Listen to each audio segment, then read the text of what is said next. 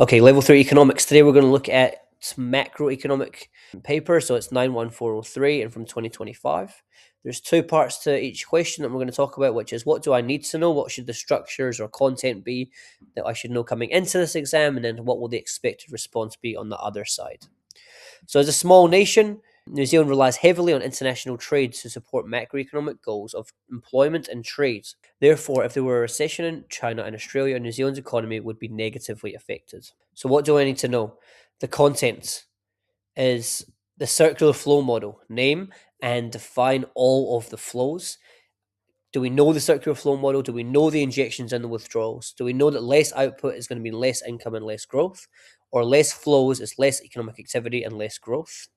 Then the structure, and this is for all of these circular flow questions, we'll go a similar order. State the cause, what's the initial thing making the change? Then the flow, state and explain the flow that has changed, whether it's an injection or a withdrawal.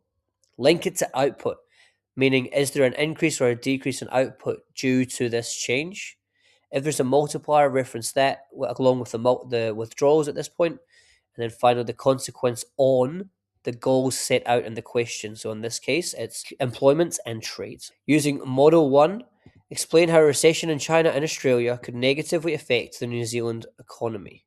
So the cause, we know it's the New Zealand's large trading partners have less income with which to purchase New Zealand exports because they're in a recession, they've got less economic activity, they've got less money flowing in their economy from which to buy imports with, which is our exports. So the flow, there's going to be a decrease in export receipts as they buy less of our exports. That's Australia and China. Therefore, output falls as we produce less goods for those overseas countries. Therefore, firms need less resources in order to purchase those in order to purchase less resources in order to buy or produce goods for export. Therefore, firms require less resources in order to produce goods that they would have exported. There's no reference to the multiplier here, so we don't have to talk about it. And then consequences, both the decrease in output and reduced money flows in the economy will mean this negatively affects economic growth. So New Zealand's economy is worse off. Explain how a recession in both China and Australia could negatively affect the New Zealand government's macroeconomic goal of a balanced current account. In your answer, refer to the components of the current account and relevant flows. What do I need to know? Well, you need to know the components of the current account, the balance on goods, the balance on services, the primary income and secondary income. You should be able to define those and then define what is the current account surplus / deficit or what is what causes changes to that. The structure, what's the cause? So similar to the last time, what is the cause? What is the category or what is the area that's changing? And then what is the consequence? Is the deficit better or the deficit worse? So it might look something like this. The current account balance is made up of the balance of goods, the balance of services, the balance of primary income, the balance of secondary income. So it says, we're doing that because it says refer to the components in the question. A decrease in export receipts with no change in import payments will decrease the balance of goods and or services because we're selling less goods overseas. This worsens the balance of the current account balance and deficit, which will not help achieve the government's goal of a balanced current accounts. So pretty simple answer there, just ticking off the parts of the question that have been asked to us. Okay, let's talk about B. On graph 1 below, show the effect of the New Zealand economy on the New Zealand economy of China and Australia being in a recession. Label all the changes. So what do we need to know? We need to know the components of AD and AS, then how to accurately shift the curve, and then label the price level in the recessionary gap. So here is the answer, is a decrease in AD and an increase in the recessionary gap. That's because exports are decreasing, or net exports, I should say, are decreasing. Therefore, aggregate demand is going to fall from AD to AD1 because exports are a component of the aggregate demand equation. Price level is going to decrease from PL to PL1. Output is going to fall from Y to Y1. The recessionary gap increases from RG to RG1. It goes from this black to this red RG1. Using changes in graph 1, explain how China and Australia entering a recession could affect the New Zealand's goal of full employment. You need to know again what are the components of AD or the components of AS, the causes of the changes in the curves, and then the structure, are same as last year. It's the cause, component, curve, consequence. Only in this case, the consequence isn't always outlined in the exam question like it was last year. We have to figure it out from the question that's been asked previously, right in the top part of this question, which is the goal of full employment. So then the answer would be the first C is the cause. A recession on two of New Zealand's major trading partners will cause their incomes in their respective countries to fall. This will decrease the demand for NZ exports, so exports and export receipts will decrease. A fall in the export receipts will decrease aggregate demand from NNZ from AD to AD1, since AD equals C plus I plus G plus X minus. As a result, real GDP will fall from Y to Y1, which will result in a decreased outputs, and the demand for labour will fall, increasing the recessionary gap from RG to RG1, which increases unemployment. As unemployment is increasing and employment is decreasing, the government is failing to reach its goal of full employment. A recession in countries that New Zealand trades with could put downwards pressure on the New Zealand dollar. So what do we need to know here? We need to know what depreciation means, and then how does that impact exports and imports. So here we're going to say explain why a recession in China and Australia might have only a temporary effect on New Zealand's current accounts. And your answer refers to the resource material, which is this grey section, and then the circular flow model. A recession in Oz and China will cause a fall in demand for NZ exports. Overseas buyers therefore need to purchase less NZ dollars as they buy less NZ exports. This will cause a depreciation as demand for NZD falls.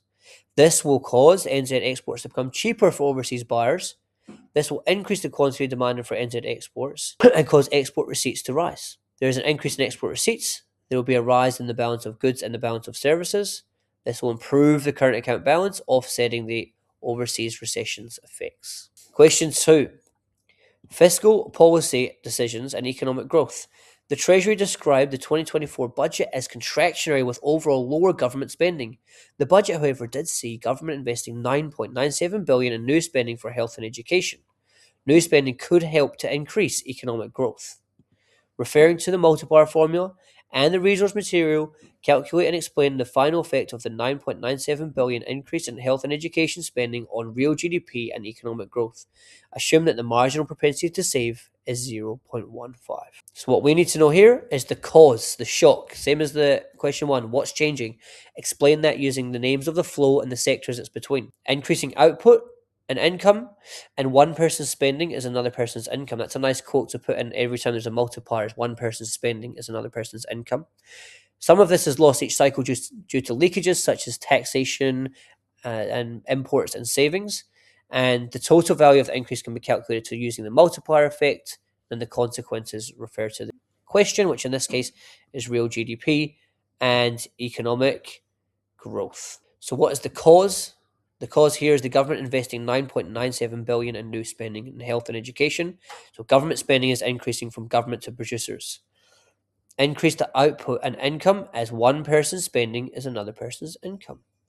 Some of this, however, is lost each cycle due to leakages such as taxation, imports and savings, where the 15% is saved as MPC or MPS. 9.97 billion times the multiplier effect equation, 1 over 1 minus MPC, equals $66 billion. The consequence, increasing real GDP and economic growth, and that is achieving the government's goal. New Zealand government decided to increase the International Visitor Conservation and Tourism Levy from $35 to $100. Tourism industry Aotearoa has concerns that this rise will reduce visitor numbers by 48,000 and visitor spending by 273 million. The use of the multiplier can be extended to calculating the effect of a reduction in other injections, like export receipts on real GDP. Assume the predicted fall in visitor spending decreases export receipts by the same amounts. Use the MPS of 15 to calculate the final change in real GDP from the fall in export receipts, referring to your calculation in I, or question part 1, and the multiplier and resource material explain the final effect of the decrease on export receipts on real GDP and economic growth. So again, cause, flow. Decrease, one person's spending is another person's income, so less spending is less income. Some is lost due to leakage and savings, and then the total decrease can be calculated using the multiplier effect. Then for the consequence, we're looking at economic growth as stated in the question, real GDP and economic growth. So in this case, it's overseas or the international tourism levy. Therefore, export receipts from overseas to producers. There's a decrease in output and a decrease in income as one person's spending decreased as another person's income decreased. Each dollar of export receipts loss results in 85 cents less spent in the cycle. That means 273 million results in a $1.82 billion decrease.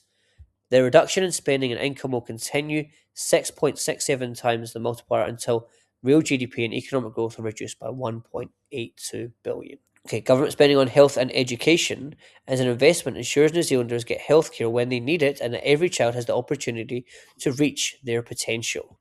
The government believes that increased IVL is in line with other countries and that the increased revenue will help pay for public services and conservation projects, ensuring New Zealand remains an attractive visitor destination. Referring to the resources, explain the potential long-term positive effects on economic growth of both the increase in spending on health and education and the increase in the IVL. So, when we're comparing and contrasting, we're looking for a number of things to compare or to contrast. The size of the shift, the number of regions, number of people, number of industries. Is it a long run? Is it a short run? Is it offset by something? Are the changes in the long term or short term? Are they productive? Do they affect productivity and efficiency? And then we're going to use the words, on the other hand, similar to in the long run, or however, whereas, to compare the two things. In this case, the increased spending on healthcare and education can increase human capital and therefore productivity. This means firms will produce more and probably hire more workers, leading to increases in income and spending, increasing real GDP and economic growth. The increased levy can be used to ensure public services and conservation projects are well maintained, which will continue to attract international tourists in the future. This will continue to increase export receipts, which should lead to increased employment and increased income and spending, also increasing real GDP and economic growth. Other countries are increasing their border levies, so tourists will unlikely to be put off, and visitor numbers will not fall.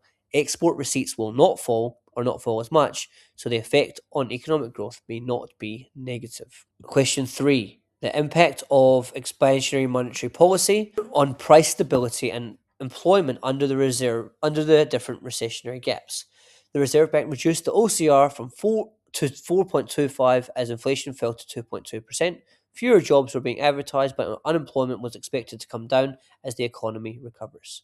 Explain how expansionary monetary policy affects interest rates in New Zealand.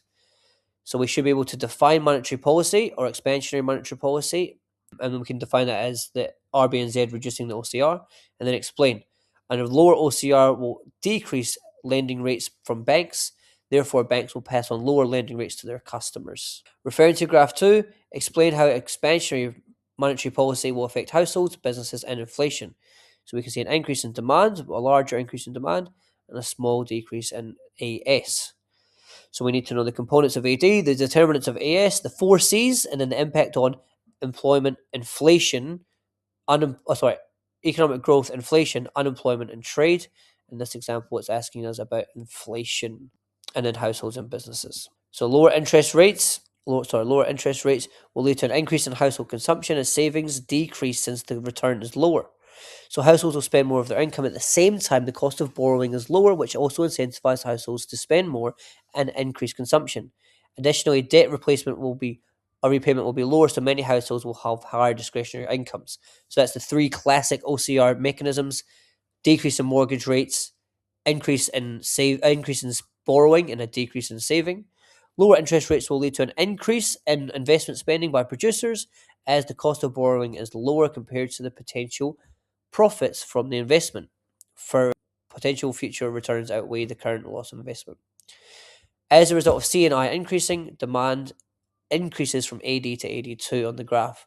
The price level increases on graph 2 from PL to PL dash or PL dash, showing demand pull inflation. Expansionary monetary policy can be influenced by depreciating the exchange rate. If referred to graph 2, explain how depreciation will affect inflation. Again, components of AD, components of AS.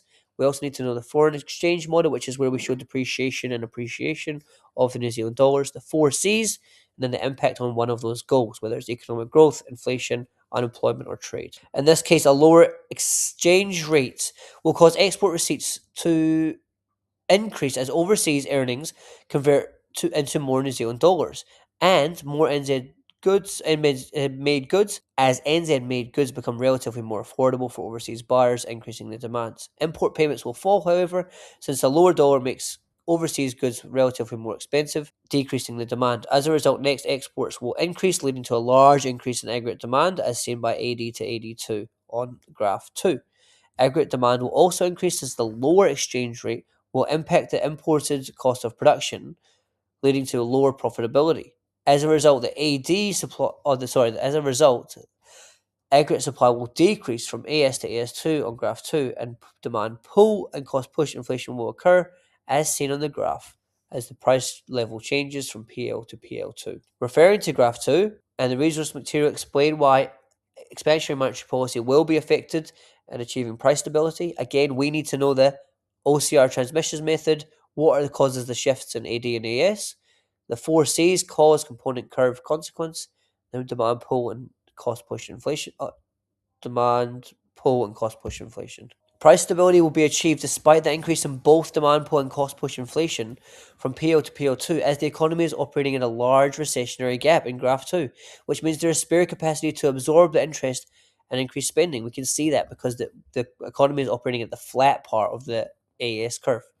The resource material indicates inflation is 2.2% and that fewer jobs are being advertised, so the increase in inflation is likely to remain within the target of 1 to 3%.